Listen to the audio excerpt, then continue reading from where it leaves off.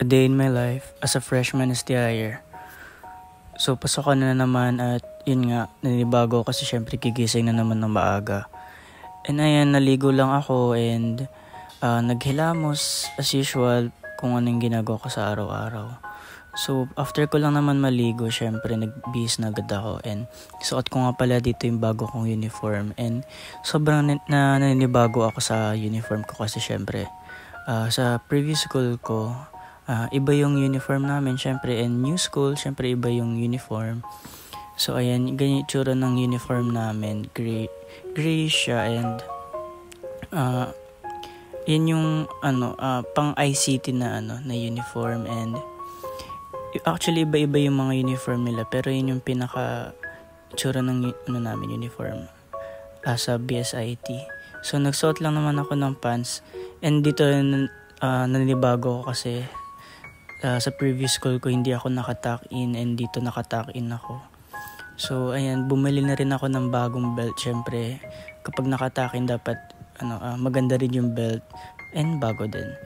So ayun, nagsuot lang naman ako ng sapatos and ayun nga, sa previous school ko naka white socks kami, this time naman naka black socks kaya bumili na rin ako ng bagong socks para may bagong gagamitin.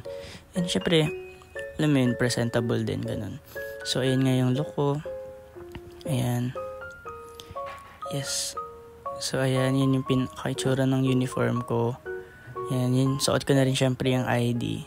Sinuot ko na agad para hindi malimutan.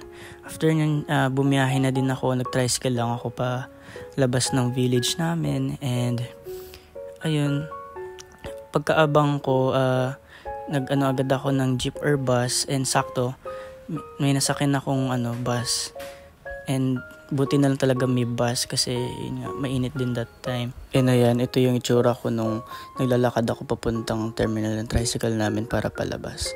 So ayan, nanibago ako dito kasi ditap yung ID nila dito, which is sa previous school hindi ditap yung ID namin, kundi chine-check din yung bag. So ayan, nakarating na ako sa school. Ayan, STIR ka nga pala yung campus ko.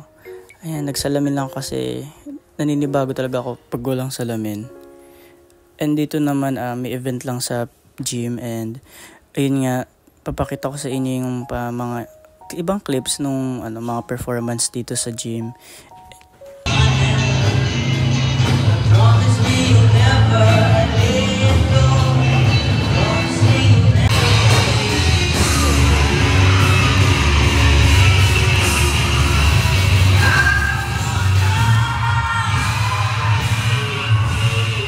At syempre hindi mawawala yung hiraman ng tubig. And hanggang dito nadala namin yung paghiraman ng tubig.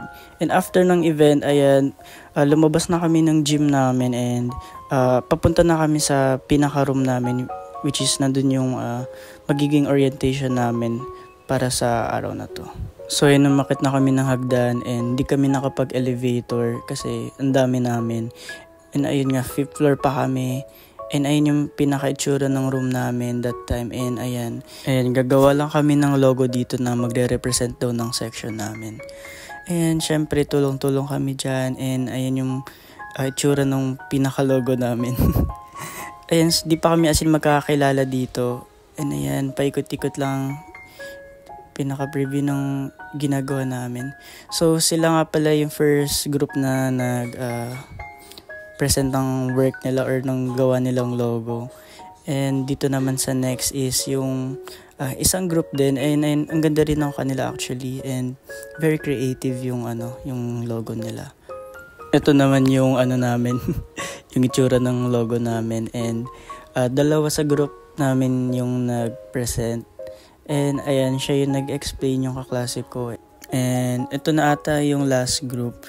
And in-explain niya lang din yung gawa ng group niya. And ito na yung mga gawa namin. Bale, ayan, 4 groups kami dito sa naggawa ng logo. And ayan, nagpalaro lang yung sir namin dito. Ayan, nalimutan ko yung tawag sa game pero parang move on relapse ata yung tawag sa game na yan. And ayan, 2 na lang sila natira dito. And ginawa ng sir namin, pinagtalikod sila para mas challenging, ganun. Ayan, kaso sabay sila humarap and walang nanalo, pero ang naisip ng sir namin is parang mag-rematch ganun para fair ba kung sino talaga yung mananalo. Ayan, nag-rematch na sila kaso dito na nga natin malalaman. Ayan, natalo yung isa naming kaklase and ayan, may nanalo na. And ayan, binigay na sa kanya yung prize niya. Ang alam ko, chocolate yan eh, parang chocolate na snack. And syempre, ayan, nagpabilog lang ulit and dito nagpa-groupings lang ulit. And ayan, after ng isang game din na to, ayan, may nanalo yung isang group and Prutos yan alam ko, pero ang bait nila kasi senior nila yung Prutos. Ayan, naglakad lang ulit kami pababa kasi tapos na yung pinaka-orientation namin. Bale, nag 2 lines kami dito alam ko kasi siguro para mas ano lang din. Organized din yung pagbaba namin, hindi yung basa-basa lang baba. So ayan, bali papunta ulit kami sa gym neto para umattend ng pinaka-event. And ayan, upo lang kami dyan. Nood-nood lang ulit nung pinaka-event. And after nyan, palabas na kami ng school. And yun na itsura ko, medyo nakagard na, medyo nagutom na din kasi ilang oras din kami nakaupo and kumain muna ako ng tinapay. So ito nga pala itsura ng kantin ng school namin. Ayan, syempre naninibago kasi iba na namin itsura ng kantin. And ayan, sabay-sabay kami lalabas or pauwi. So antay lang namin paglabas, ganun ulit. Syempre ayan, magtatap ulit ng ID. Bali twice ko ulit tinap dito kasi di ko pa rin masakto kung ano ba yung tamang pag-tap ng ID since yun nga bago pa lang. So ayan, after nyan pumunta muna ako mag-isa ng SM. Ayan, palamig-palamig lang muna ulit. And ayan, may mga nakita ako dito mga stall.